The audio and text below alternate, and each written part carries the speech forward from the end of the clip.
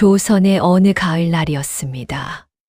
경기도 한고을에서 제일 크다는 대상인의 넓은 마당에 아침부터 사람들이 구름처럼 몰려들었습니다. 갓을 반듯하게 쓴 양반들, 비단 두루마기를 걸친 거상들, 관아에서 나온 아전들, 그리고 소문을 듣고 달려온 저작거리 백성들까지 수십 명이 한 곳을 향해 시선을 고정한 채 숨을 죽이고 있었습니다. 그 수십 개의 시선이 향한 곳에는 고작 아이 하나가 서 있었습니다. 헤어진 무명 저고리, 기운 무명 바지, 맨발, 글 한자 모르는 천한 집안의 칠봉이 나이 11살이었습니다. 이놈이 감히 내까지까지 아이 하나가 나를, 이 고을 제일 상인인 나를 감쪽같이 속여먹었단 말이냐! 사내의 목소리가 마당을 쩌렁쩌렁 울렸습니다. 얼굴이 붉어지다 못해 자줏빛이 되었습니다. 속인 게 아닙니다. 나리께서 먼저 약속을 하셨지 않습니까? 저는 그 약속을 지켰을 뿐이옵니다. 군중이 술렁였습니다. 아이의 목소리는 떨리지 않았습니다. 불과 석 달 전의 일이었습니다. 이 아이는 산속을 홀로 헤매며 사흘을 굶었습니다. 글도 모르고 돈도 없고 기댈 어른 하나 없는 처내고아였습니다. 썩은 감 반쪽이 전 재산이었습니다. 잠깐! 이 아이가 제출한 계약서는 이미 관아에 정식으로 등록되어 있어 사사로이 해결할 일이 아니오. 법대로 처리해야 할 것이오. 마당이 다시 한번 웅성거렸습니다. 관아에 등록된 계약서라니. 글도 읽지 못하는 아이가 어찌 계약서를 만들었을까요? 어찌 조선에서 제일 영악하다는 상인을 꼼짝 못하게 했을까요? 11살, 글 한자 모르는 고아 칠봉이. 그가 부자가 된 방법, 지금부터 천천히 들려드리겠습니다. 사연 시작 전 구독과 좋아요로 마음 나누어 주시고 지금 어디서 듣고 계신지 댓글로 알려주시면 그곳에 건강과 행복이 가득하기를 기원하겠습니다. 그럼 사연 시작하겠습니다. 때는 조선 중기 경기도 어느 산골 마을이었습니다. 칠봉이는 7살 되던 해에 아버지를 잃었습니다. 흉년이 들어 농사를 망쳤고 빌린 쌀을 갚지 못해 겨울 내내 굶다가 쓰러지신 것이었습니다. 9살엔 어머니마저 잃었습니다. 어머니는 겨우내 자신이 먹을 것을 칠봉이에게 다 주셨습니다. 봄나물이 올라오면 일어나실 줄 알았는데 어머니는 봄을 넘기지 못하셨습니다.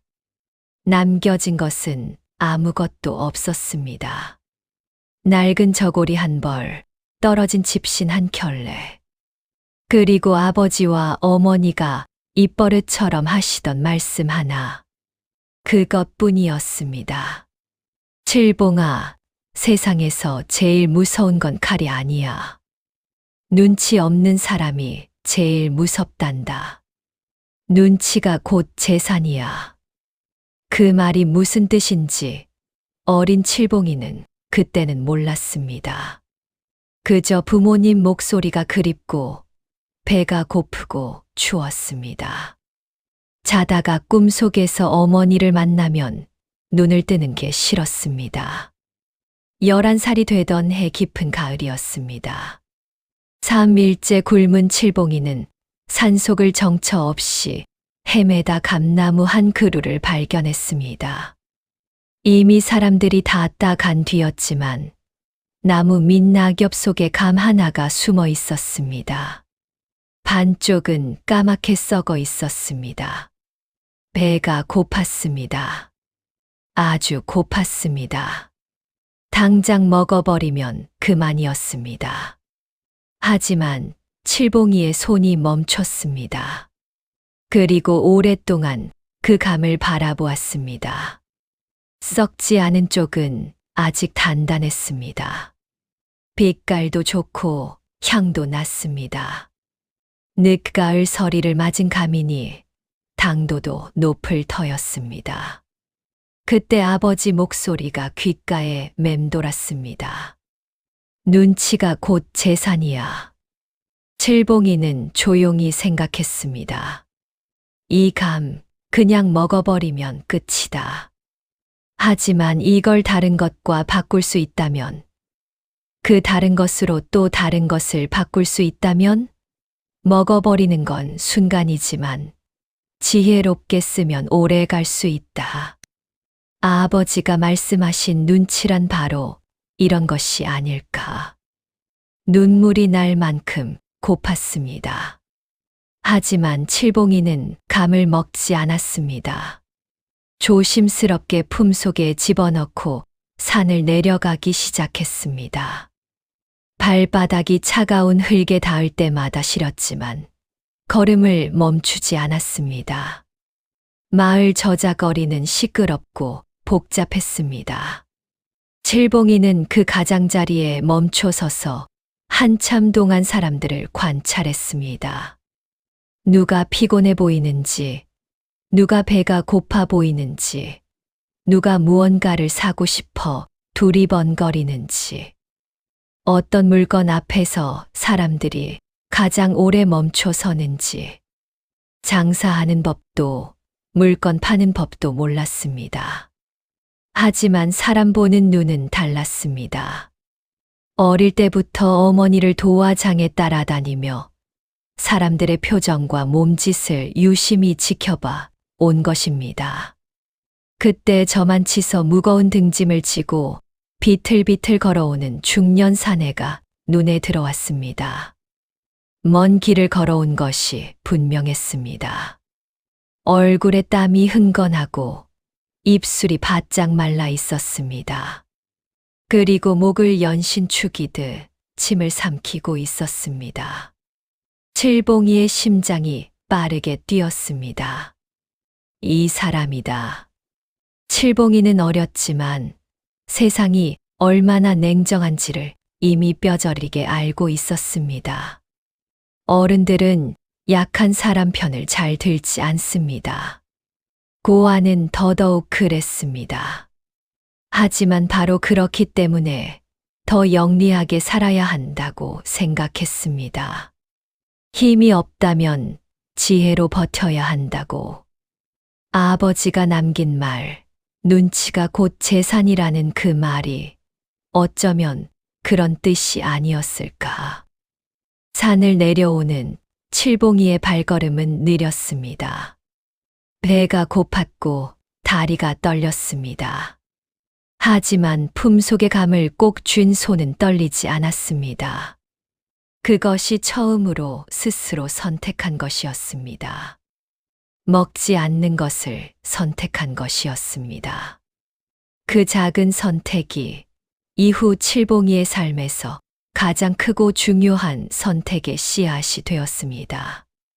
칠봉이는 망설임 없이 뛰어갔습니다. 그리고 사내의 앞에 딱 섰습니다. 날이 많이 힘드시죠? 목도 많이 마르실 텐데 달고 시원한 거 드세요. 사내는 깜짝 놀라 멈췄습니다. 웬 꼬마 거지가 감 반쪽을 내밀고 있었습니다. 이게 뭐냐?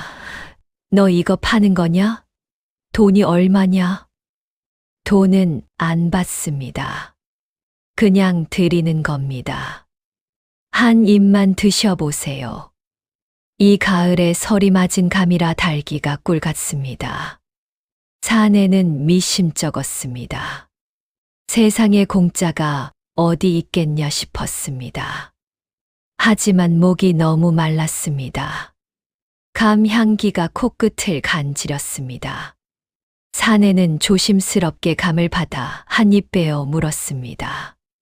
사내의 눈이 커졌습니다. 정말 달았습니다. 깊은 산속에서 늦가을까지 달려 당도가 높을 대로 높아진 감이었습니다. 갈증도 가시고 단맛이 온 몸으로 퍼졌습니다. 오, 이거 제법인데. 진짜 맛있구나. 그런데 정말 공짜냐? 뭘 바라는 게 있는 거 아니냐? 있습니다. 날이 저한테 한 가지만 가르쳐 주십시오. 뭘? 나리가 이 고을에서 무슨 장사를 하시는지, 물건을 어디서 사서 어디에 파시는지, 그것만 알려주십시오. 그게 전부입니다. 사내는 한참 칠봉이를 바라보았습니다. 이상한 아이였습니다. 눈빛이 너무 진지했습니다. 거짓이 없었습니다. 넌 몇 살이냐? 11살입니다. 부모는 없습니다. 사내는 오래 침묵했습니다. 그리고 무거운 짐을 내려놓으며 말했습니다. 저녁이나 같이 먹자. 주막에 앉은 사내는 저녁을 사주면서 이야기를 들려주었습니다. 자신은 보부상이라 했습니다. 북쪽에서 삼배를 헐값에 사다가 남쪽 해안 고을에서 비싸게 팔고 남쪽에서 생선젓과 미역을 사다가 내륙에서 팔았습니다. 물건이 귀한 곳과 넘치는 곳 사이를 오가며 그 차이를 먹고 사는 것, 그게 장사의 전부라고 했습니다. 칠봉이는 그를 몰랐습니다. 그래서 적지 못했습니다. 그 대신 머릿속에 그림을 그렸습니다. 삼배 자루의 질감, 생선젓 항아리의 냄새, 북쪽 마을의 아침 연기, 남쪽 바닷가의 갈매기 소리. 그것이 칠봉이의 장부였습니다. 지워지지 않는 그림 장부. 사내는 또 이런 말도 했습니다. 장사에서 제일 중요한 건 물건이 아니라 신뢰라고. 한 번 거짓을 치면 10번의 장사를 잃는다고. 약속을 지키는 사람에게는 물건이 먼저 들어온다고. 그것은 자신이 20년 발품을 팔며 깨달은 진리라고 했습니다. 칠봉이는 밥을 먹으면서 속으로 혼자 계속 되새겼습니다. 싸게 사서 비싸게 판다. 귀한 곳에 넘치는 것을 갖다 판다. 신뢰가 전부다. 그날 밤 처음으로 배를 채우고 잠이 든 칠봉이는 꿈속에서도 계속 셈을 했습니다. 하지만 처음 살 돈이 있어야 하는데, 미천이 없으면 시작을 못 하는데. 새벽에 눈을 뜬 칠봉이는 한참 천장을 바라보다 천천히 일어났습니다. 미천 없이 시작할 방법을 찾아야 했습니다. 그리고 생각했습니다. 미천이 없다면 미천 없이도 할 수 있는 것부터 시작하자. 몸으로 할 수 있는 것, 말로 할 수 있는 것, 눈치로 할 수 있는 것부터. 칠봉이는 그날 보부상 아저씨를 평생 잊지 못했습니다. 이름도 몰랐습니다. 어디서 왔는지도 몰랐습니다.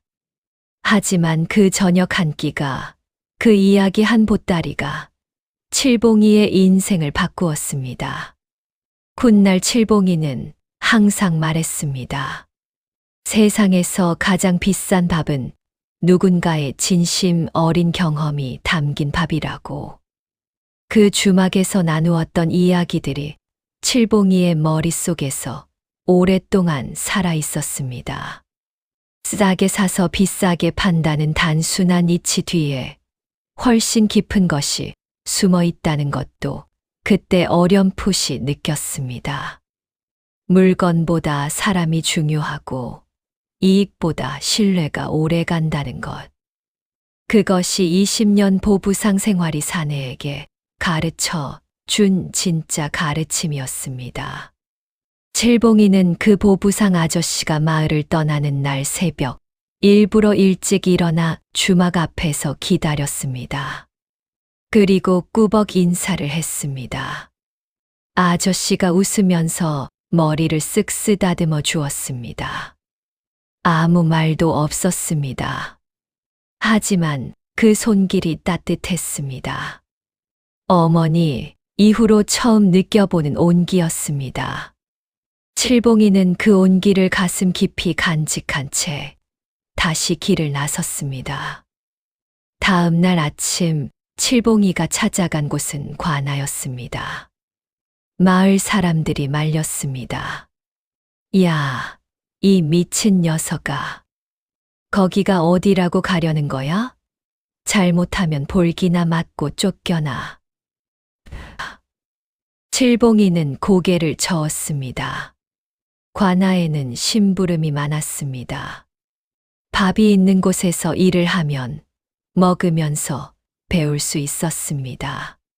칠봉이는 관아 앞에서 기다리다가 관리가 나올 때마다 꾸벅 인사를 하고 말했습니다. 나리, 심부름 시켜 주십시오. 빠르고 정확하게 하겠습니다. 처음에는 쫓겨났습니다. 두 번째도 쫓겨났습니다. 하지만 칠봉이는 포기하지 않았습니다. 사흘째 되던 날, 마침 급한 일이 생긴 아전 하나가 귀찮아서 칠봉이를 시켰습니다. 그것이 시작이었습니다. 그 첫 심부름을 칠봉이는 누구보다 빠르게 해냈습니다. 그리고 돌아오는 길에 아전에게 한 가지를 덧붙여 알려주었습니다. 날이 제가 가는 길에 보니 저작거리 포목점 주인이 세 분을 만났습니다. 모두 인사를 굉장히 깍듯하게 받더군요. 그 주인이 요즘 마을에서 힘이 꽤 세진 것 같습니다. 아전의 눈이 번뜩였습니다. 그것은 정확히 그가 파악하려 했던 정보였습니다.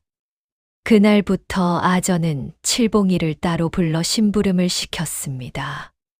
그리고 돌아올 때마다 칠봉이는 심부름 내용만 전하는 것이 아니라 오가는 길에 본 것들을 자세히 이야기했습니다. 누구 집에 손님이 많이 왔는지, 어느 가게 앞에 사람이 몰리는지, 마을 어귀에서 무슨 소문이 도는지. 아전은 그 이야기들이 쓸모 있었습니다. 칠봉이가 마음에 들었습니다. 어느 날 아전이 조심스럽게 물었습니다. 너 뭘 원하냐? 돈이냐 밥이냐? 날이, 저는 원님 댁에서 나오는 음식 찌꺼기 좀 얻고 싶습니다. 장날마다요. 아전은 한참을 멍하니 칠봉이를 바라보다 웃음을 터뜨렸습니다. 찌꺼기를 달라고 세상에 별 소원이 다 있다 싶었습니다. 뭐 그 정도야 못 줄 것도 없다 싶어 허락했습니다. 장날이 되었습니다.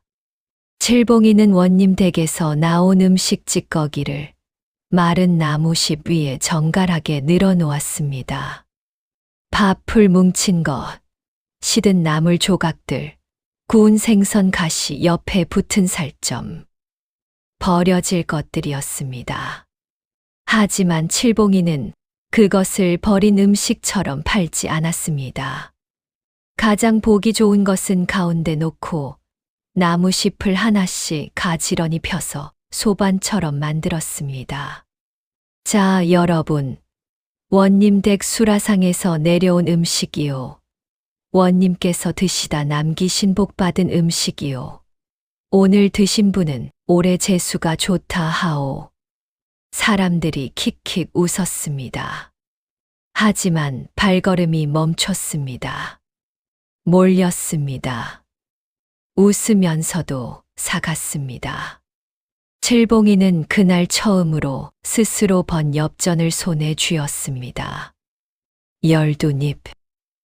작고 차가운 구리 조각들이었지만 그 무게가 어느 것보다 묵직하게 느껴졌습니다. 그날 밤 칠봉이는 엽전을 손바닥 위에 올려놓고 오래 바라보았습니다.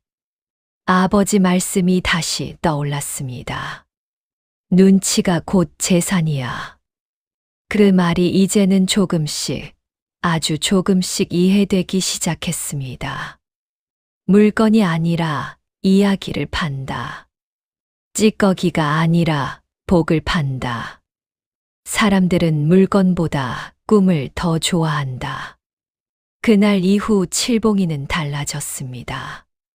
단순히 먹기 위해 일하는 것이 아니었습니다. 장터를 걸을 때마다 눈과 귀가 열렸습니다.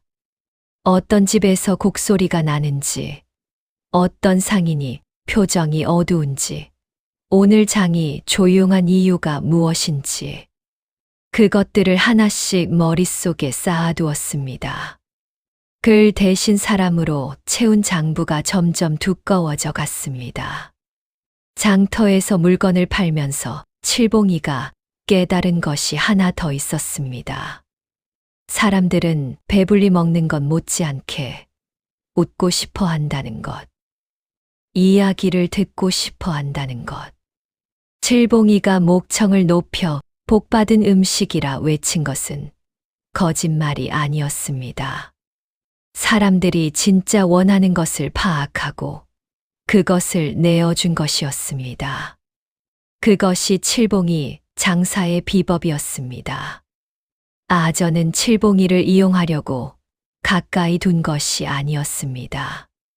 처음에는 그저 귀찮음을 덜려고 심부름을 시킨 것이었지만 날이 갈수록 이 아이가 보통이 아니라는 것을 알게 되었습니다. 시키지도 않은 것을 알아서 챙기고 거짓이 없었습니다. 아저는 나중에 사람들에게 말했습니다. 내가 칠봉이를 도운 게 아니라 칠봉이가 나를 더 좋은 사람으로 만들어준 것 같다고. 칠봉이의 소문이 마을에 빠르게 퍼졌습니다. 글도 모르는 거지 아이가 장터에서 돈을 번다는 이야기. 원님댁 음식 찌꺼기를 복받은 음식이라고 팔아먹었다는 이야기. 사람들은 웃으며 신기하다 했습니다. 하지만 모두가 그렇게 여기는 것은 아니었습니다. 이 고을에서 포목전을 운영하며 장터의 반쯤을 손에 쥐고 있는 뚱보 상인은 달랐습니다. 그는 20해 동안 이 고을 장터에서 눈에 띄는 경쟁자는 싹부터 잘 나온 사람이었습니다. 어른도 아이도 가리지 않았습니다. 거지 애가 장사를 해. 이번엔 봐주지만 2번은 없어. 뚱보 상인은 신복을 불러 귀옛말을 했습니다. 다음 장날 아침 일찍 저 아이가 쓰는 자리를 먼저 차지하라고. 다음 장날 아침 칠봉이가 자리를 잡으러 갔더니 자신이 늘 쓰던 자리에 뚱보 상인의 포목짐이 산더미처럼 쌓여 있었습니다. 저리 비켜라. 여기는 내 자리야. 제가 먼저 쓰던 자리인데요. 증거 있냐? 장터 자리의 주인이 어딨어? 어서 꺼지지 못해? 주변 상인들이 수군거렸습니다. 하지만 아무도 나서지 않았습니다. 뚱보 상인의 눈치를 보는 것이었습니다. 칠봉이는 분했습니다. 억울했습니다. 하지만 싸우지 않았습니다. 그 자리를 내줬습니다. 대신 시장 반대편 아무도 거들떠보지 않는 구석진 모퉁이에 자리를 잡았습니다. 그리고 속으로 생각했습니다. 자리가 없으면 사람을 모으면 된다. 구석에 앉은 칠봉이는 팔 물건이 없었습니다. 그래서 물건 대신 목소리를 팔았습니다. 칠봉이는 사람들에게 이야기를 들려주기 시작했습니다. 자신이 산속에서 겪은 일, 주막에서 만난 보부상 이야기, 관아에서 일하며 들은 재미난 소문들. 과장하고 흉내내고 웃기게 엮어냈습니다. 저 사실 심부름 잘합니다. 빠르고 정직하게. 필요하신 분 쓰세요. 그날 칠봉이는 심부름꾼으로 고용되어 엽전 20잎을 벌었습니다. 뚱보 상인이 차지한 좋은 자리보다 더 많이. 그 모습을 지켜본 뚱보 상인의 눈에 처음으로 진짜 경계심이 어렸습니다. 글도 모르는 거지 아이가 장터의 구석에서 자신보다 더 많이 번 것이었습니다. 뚱보 상인은 그날 밤 잠을 잘 자지 못했습니다. 머릿속에서 계속 그 아이의 얼굴이 어른거렸습니다. 뚱보 상인은 칠봉이를 짓밟으려 했습니다. 하지만 그 방법이 틀렸습니다. 장소를 빼앗으면 다른 장소를 찾고 험담을 하면 더 열심히 일했습니다. 칠봉이는 알고 있었습니다. 누군가 자신을 짓밟으려 할 때 쓰러지지 않는 것이 가장 큰 복수라는 것을. 그리고 더 잘 되는 것이 가장 좋은 대답이라는 것을.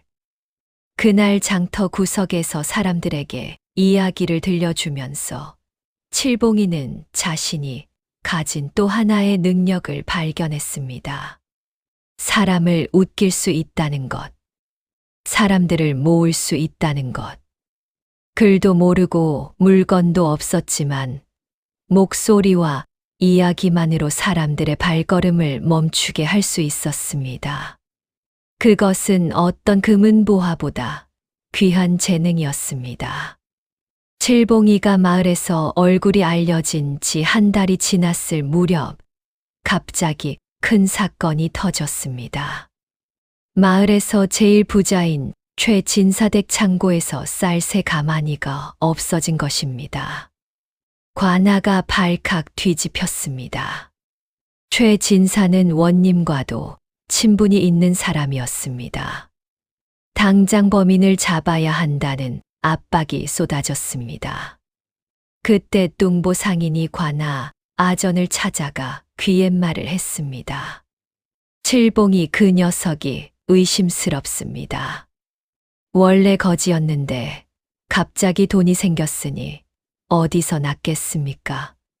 한번 잡아다 캐물어 보십시오. 아무 증거도 없었습니다. 하지만 천한 신분, 고아, 새로 나타난 아이. 화살은 약한 쪽으로 향하는 법입니다. 칠봉이는 관아에 끌려갔습니다. 차가운 마루 위에 무릎을 꿇고 원님의 준엄한 눈빛을 마주했습니다. 내가 최진사 댁사를 훔쳤느냐? 아닙니다. 나리. 저는 훔치지 않았습니다. 그럼 내 엽전은 어디서 났느냐? 부모도 없는 거지 아이가 엽전을 어찌 벌었단 말이냐? 칠봉이는 목소리가 떨리는 것을 느꼈습니다. 억울했습니다. 하지만 차분히 지금까지 한 일을 하나씩 설명했습니다. 감 반쪽 이야기, 보부상 이야기, 관아 심부름 이야기, 장터 이야기, 하나하나 빠짐없이 날이 다 지어낸 이야기입니다. 저런 어린 거지가 그런 기지가 있겠습니까? 어른을 속이는 것입니다. 원님이 막 결정을 내리려는 순간이었습니다. 칠봉이에게 관아 찌꺼기를 내준 아전이 앞으로 나섰습니다. 날이 제가 이 아이를 제 눈으로 직접 봤습니다. 관아 심부름도 제가 시켰습니다. 정직하게 일해서 품삯을 받았습니다. 제가 이 아이의 행적을 증언하겠습니다. 원님의 표정이 달라졌습니다. 뚱보 상인의 얼굴이 굳었습니다. 그리고 사흘 후 쌀 도둑이 따로 잡혔습니다. 최진사 댁 창고지기가 쌀을 조금씩 빼돌려 술값에 쓴 것이었습니다.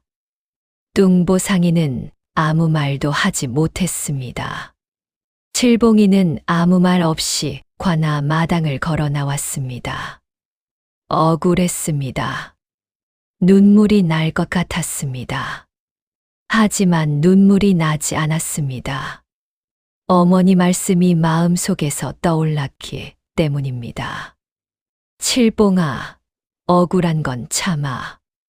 하지만 절대 잊지는 마라. 언젠가 그 억울함이 다 내 힘이 된단다. 칠봉이는 하늘을 한번 올려다보았습니다. 설이 맞은 감처럼 차가울수록 더 달아지는 것이 있다. 그리고 걸음을 옮겼습니다.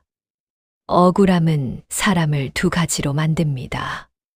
씁쓸하게 포기하는 사람과 더 강해지는 사람. 칠봉이는 후자였습니다. 아무 잘못 없이 도둑으로 몰렸던 그 기억을 원망으로 쌓아두지 않았습니다. 대신 다짐으로 바꾸었습니다. 언젠가 내가 이 고을에서 떳떳하게 서는 날이 오면 그것이 이 억울함에 대한 가장 좋은 대답이라고. 그리고 이 사건을 통해 칠봉이는 중요한 것을 하나 더 배웠습니다. 혼자서는 아무리 억울해도 버티기 어렵다는 것. 아전이 나서주지 않았다면 그 차가운 관아 마루에서 어떤 일이 벌어졌을지 모릅니다. 사람을 곁에 두는 것, 진심으로 대하는 것, 그래서 필요한 순간에 내 편이 되어주는 사람을 만드는 것. 그것이 재산 중의 재산이었습니다. 그날 이후 칠봉이는 한 가지를 더 깊이 새겼습니다. 혼자 힘으로 버티는 것에는 한계가 있다는 것. 아무리 옳아도, 아무리 정직해도, 아무도 내 편이 없으면 세상은 그것을 알아주지 않는다는 것. 사람과의 관계가 곧 방패라는 것. 그래서 칠봉이는 이후에도 늘 사람에게 먼저 손을 내밀었습니다. 아무리 바빠도 아는 사람이 지나치면 먼저 인사했고, 힘든 사람을 보면 먼저 물었습니다. 쌀 도둑 사건이 해결된 다음 날, 원님이 칠봉이를 개인적으로 불렀습니다. 관아 뒤편 작은 정원이었습니다. 감나무가 있었습니다. 원님은 느긋하게 차를 마시고 있었습니다. 앉거라. 칠봉이는 조심스럽게 앉았습니다. 너 그를 모른다 했지? 예, 나리. 글은 모릅니다. 그런데 어찌 그리 영리하게 구느냐? 장터에서 하는 집 보면 글 깨나 읽은 어른보다 낫더구나. 칠봉이는 잠시 생각했습니다. 글은 눈으로 읽는 것이고 저는 사람으로 읽습니다. 그게 전부입니다. 나리. 원님이 찻잔을 천천히 내려놓았습니다. 그리고 오래 칠봉이를 바라보았습니다. 눈가에 잔잔한 빛이 어렸습니다. 원님은 품속에서 주머니 3개를 꺼냈습니다. 크기가 제각각이었습니다. 여기 주머니 3개가 있다. 하나엔 엽전 10잎, 하나엔 20잎, 하나엔 30잎이 들었어. 하나를 골라라. 보통 아이라면 망설임 없이 가장 무거워 보이는 것을 골랐을 겁니다. 칠봉이는 서두르지 않았습니다. 3개를 모두 차례로 들어보았습니다. 오른손, 왼손, 다시 오른손. 그리고 중간 크기를 골랐습니다. 왜 가운데 것을 골랐느냐? 날이 제일 무거운 건 가지고 다니기 불편하고 남의 눈에도 잘 띕니다. 욕심 많은 사람이 탐을 냅니다. 제일 가벼운 건 티가 안 나지만 너무 적어서 쓸 데가 별로 없습니다. 중간 것이 쓰기에도 편하고 탐내는 사람도 없고 쓰다 보면 제일 오래 갑니다. 원님은 천천히 무릎을 두드렸습니다. 그것은 장사의 이치만이 아니었습니다. 삶의 이치, 처세의 이치였습니다. 욕심을 티 내지 않고 없는 척도 하지 않는 것. 넘치지도 모자라지도 않는 자리에서 오래 가는 것. 원님은 그날 칠봉이에게 돈을 주지 않았습니다. 대신 이런 말을 했습니다. 내일부터 매일 관아에 나오너라. 심부름 시키는 게 아니야. 내가 저작거리에서 보고 들은 것을 나한테 와서 이야기해다오. 제가 나리께 무슨 도움이 되겠습니까? 나는 이 고을을 다스리는데 백성들 마음속을 모를 때가 있어. 나는 관아 안에 갇혀 있고 너는 저작거리를 자유로이 다니지 않느냐. 내가 보는 것이 내가 못 보는 것이야. 칠봉이의 가슴이 두근거렸습니다. 평생 처음으로 자신이 누군가에게 진짜 필요한 존재라는 느낌이었습니다. 고아로 살아온 세월 동안 단 한 번도 느껴보지 못한 감각이었습니다. 그날부터 칠봉이는 원님의 눈과 귀가 되었습니다.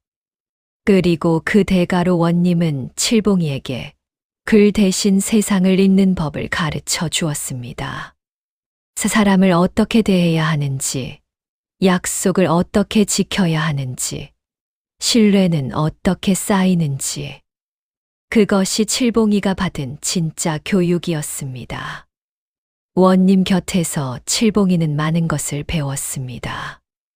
글을 배우는 것이 아니었습니다. 사람의 마음을 읽는 법, 갈등을 해결하는 법, 멀리 보는 법. 원님은 나이 들고 관아 안에 갇혀 있었지만 칠봉이의 눈을 통해 세상을 보았습니다. 칠봉이는 원님의 경험을 통해 세상 이치를 배웠습니다.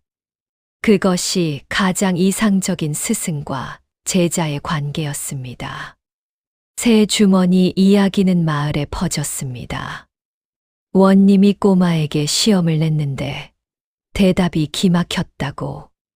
사람들은 웃었습니다.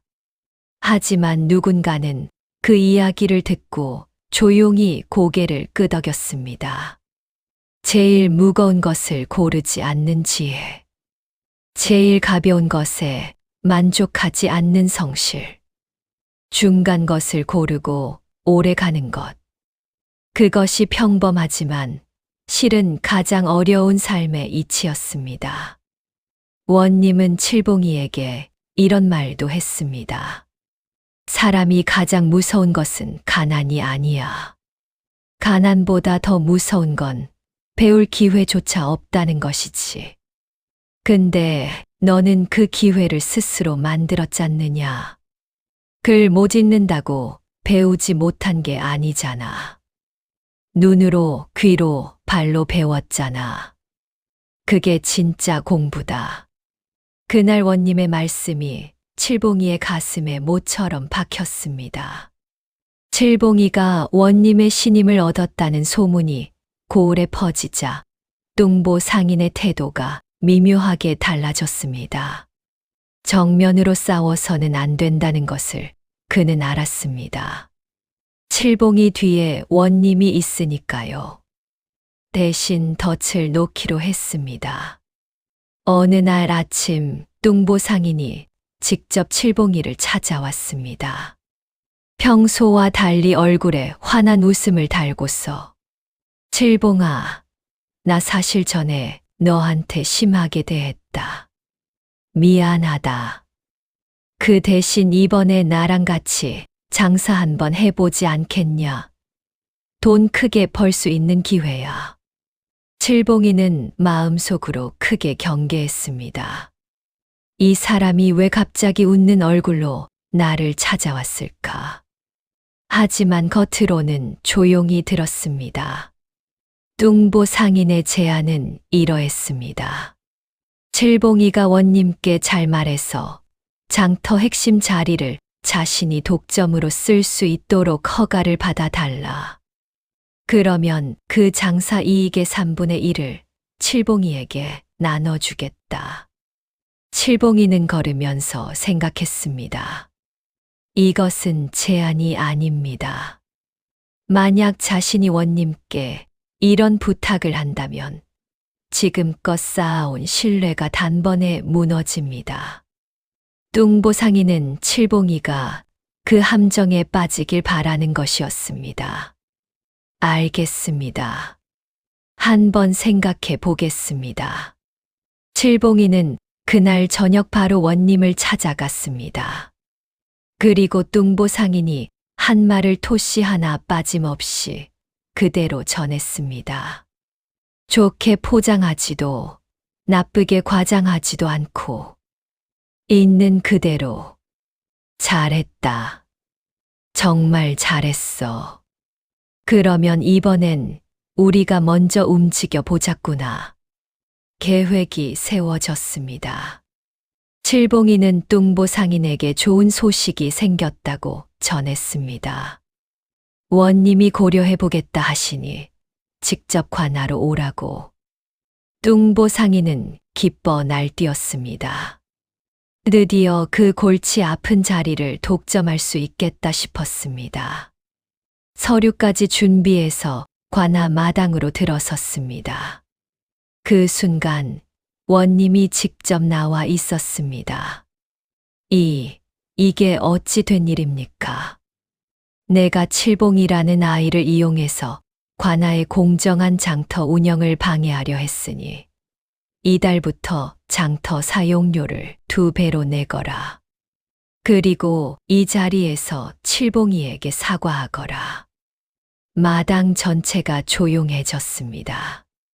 뚱보상인의 얼굴은 붉었다가 하였다가를 반복했습니다. 결국 그는 칠봉이 앞에 머리를 숙였습니다. 평생 처음으로 그것을 지켜보는 사람들이 웅성거렸습니다. 11살짜리 고아 아이 앞에 이 고을에서 제일 무섭다는 상인이 머리를 숙이고 있었습니다. 칠봉이가 함정을 알아채고 원님께 곧바로 달려간 것. 그것이 단순한 충성심 때문이 아니었습니다. 칠봉이는 알고 있었습니다. 신뢰는 한 번 만들기는 어렵지만 한 번 깨지면 다시 쌓기는 더더욱 어렵다는 것을. 지금 눈앞의 이익보다 오랫동안 쌓아온 관계가 훨씬 더 소중하다는 것을. 그것이 그 어린 나이에 이미 칠봉이가 품고 있는 장사의 철학이었습니다. 뚱보상인이 관하 마당에서 머리를 숙이는 모습을 보면서 칠봉이는 아무 말도 하지 않았습니다. 이겼다는 기쁨도 복수했다는 쾌감도 크게 느끼지 않았습니다. 그저 조용히 생각했습니다. 저 사람도 살기 힘들어서 저런 짓을 한 것이다. 무서워서 한 것이다. 나는 저 사람을 이긴 것이 아니라 저 사람의 두려움을 이긴 것이다. 그 사건 이후 뚱보상인은 칠봉이를 함부로 대하지 못했습니다. 그런데 이상한 일이 벌어졌습니다. 한 달이 지난 어느 날 뚱보상인이 다시 칠봉이를 찾아왔습니다. 이번엔 달랐습니다. 고개를 숙이고 조용히 앉아 먼저 말문을 열었습니다. 칠봉아, 나 사실 많이 두려웠다. 내가 내 나쁜 짓을 원님한테 다 말해버릴까봐. 근데 넌 꼭 필요한 것만 전하더구나. 왜 그랬냐? 나 밉지 않았냐? 칠봉이는 잠시 생각하다 말했습니다. 나리가 나쁜 사람이라서 나쁜 짓을 한 게 아닌 것 같았거든요. 그냥 무서워서 그런 거잖아요. 자기 것을 빼앗길까봐. 무서우면 나쁜 짓을 하게 되더라고요. 저도 배가 고프면 그랬으니까요. 뚱보상인은 한동안 아무 말도 하지 못했습니다. 눈가에 뭔가 맺혔습니다. 20해 동안 장터에서 무수히 많은 사람들과 싸워왔지만 이런 말을 들은 건 처음이었습니다. 그 말 한마디가 뚱보 상인을 바꿨습니다. 그는 칠봉이에게 자신이 평생 쌓아온 장사 비법을 하나씩 가르쳐 주기 시작했습니다. 물건 값을 어떻게 흥정하는지, 멀리서 물건을 사올 때 어떤 사람을 믿어야 하는지, 장부 없이도 신뢰를 어떻게 쌓는지. 칠봉이는 여전히 글을 읽지 못했습니다. 하지만 계약이 필요할 때는 원님의 아전이 써주었고, 칠봉이는 도장을 찍었습니다. 사람들은 처음에 웃었습니다. 글도 모르는 아이가 계약서에 도장을 찍는다고. 그러나 칠봉이의 계약은 한 번도 어긋난 적이 없었습니다. 한 번도. 그의 말이 곧 계약이었고, 그의 약속이 곧 문서였습니다. 사람들은 어느새 칠봉이와 거래할 때 계약서를 먼저 달라 하지 않았습니다. 칠봉이의 눈을 보고 결정했습니다.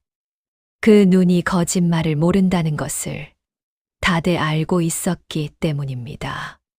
칠봉이가 16살이 되던 해, 그는 작은 포목 가게의 주인이 되었습니다. 20살엔 고을에서 손꼽히는 상인이 되었습니다. 창고에 쌀이 넘쳤습니다. 고을 곳곳에 그의 이름이 알려졌습니다. 사람들은 늘 물었습니다. 글도 모르는데 어찌 그리 성공했냐고. 어찌 그리 사람들에게 신뢰를 받느냐고. 글은 종이 위에 쓰는 것이고 저는 사람 마음에 씁니다. 종이는 찢어지지만 마음은 쉽게 지워지지 않더라고요. 그것이 칠봉이가 부자가 된 진짜 이유였습니다. 지식이 아니라 지혜, 머리가 아니라 마음, 글이 아니라 사람, 썩은 감 반쪽에서 시작된 이야기. 굶주리면서도 먹지 않은 그 선택, 맞으면서도 울지 않은 그 인내, 속으면서도 원망하지 않은 그 마음, 그 모든 것이 차곡차곡 쌓여 칠봉이라는 사람이 되었습니다. 어느 해 가을, 칠봉이는 자신의 창고 옆마당에 감나무 한 그루를 심었습니다. 그 나무 아래 앉아 있으면 11살 그 겨울이 생각난다고 했습니다. 배가 고파도 감을 먹지 않던 그 떨림. 그 떨림이 지금의 자신을 만들었다고. 11살 칠봉이가 평생 간직한 단 하나의 재산은 눈치가 곧 재산이라던 아버지의 말씀이었습니다. 그리고 그 재산은 아무도 평생 빼앗아 갈 수 없었습니다. 나이가 들어서도 칠봉이는 늘 첫 마음을 잊지 않았습니다. 가장 바쁜 날에도, 가장 많이 버는 날에도 저작거리에서 홀로 이야기를 들려주며 처음 엽전을 벌었던 그 구석 자리를 잊지 않았습니다. 사람들이 왜 성공했냐고 물으면 그는 항상 같은 대답을 했습니다. 저는 아직도 그 구석 자리에 있습니다. 다만 이제는 그 구석이 조금 넓어졌을 뿐입니다. 세상에는 많은 종류의 부자가 있습니다. 땅을 많이 가진 부자, 금은을 많이 쌓은 부자, 벼슬이 높은 부자. 하지만 칠봉이가 가장 자랑스럽게 여긴 재산은 그런 것들이 아니었습니다. 자신을 알아봐 준 아전, 지혜를 나눠준 원님, 늦게나마 진심을 보여준 뚱보 상인. 그 사람들이 칠봉이의 진짜 재산이었습니다. 사람이 재산인 사람, 그것이 칠봉이었습니다. 오늘 이야기가 마음에 닿으셨을까요? 구독과 좋아요로 따스한 응원 보내주시면 함께 공감할 수 있는 이야기로 보답하겠습니다. 이야기 끝까지 들어주셔서 감사합니다.